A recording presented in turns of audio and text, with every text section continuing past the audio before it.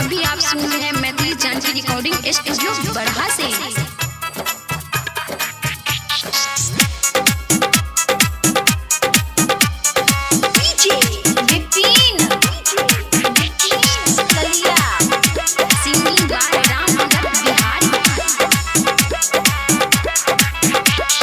ठंडी में चिपक नया अपना भतार से कैला करे छिया न करा जार के। ठंडी में चिपक नया अपना भतार से कैला करे छिया न करा जार के। रजैया में बात करब दुनु गोटा प्यार से।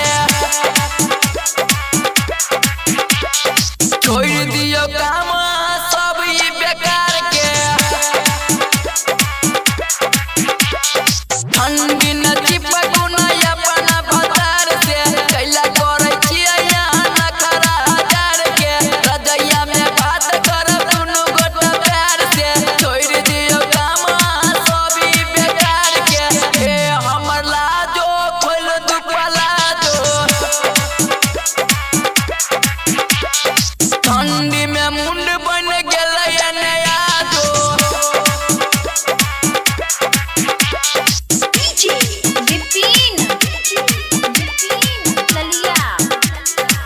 अभी आप सुन रहे हैं मैथिली जानकी रिकॉर्डिंग स्टूडियो बरहा से।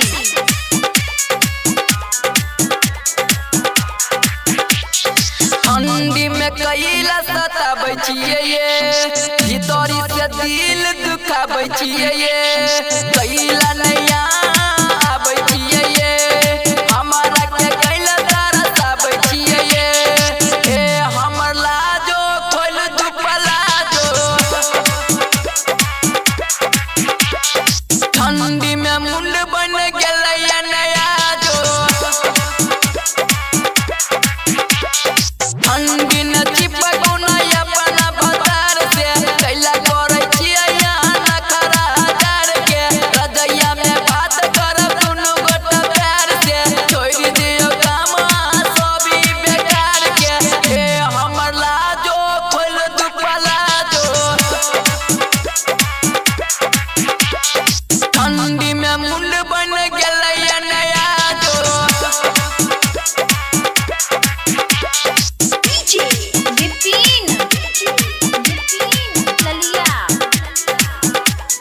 Singing by Ramnagar Bihari.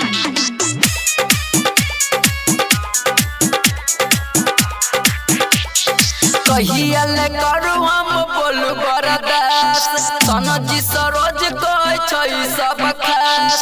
Writer Lakshman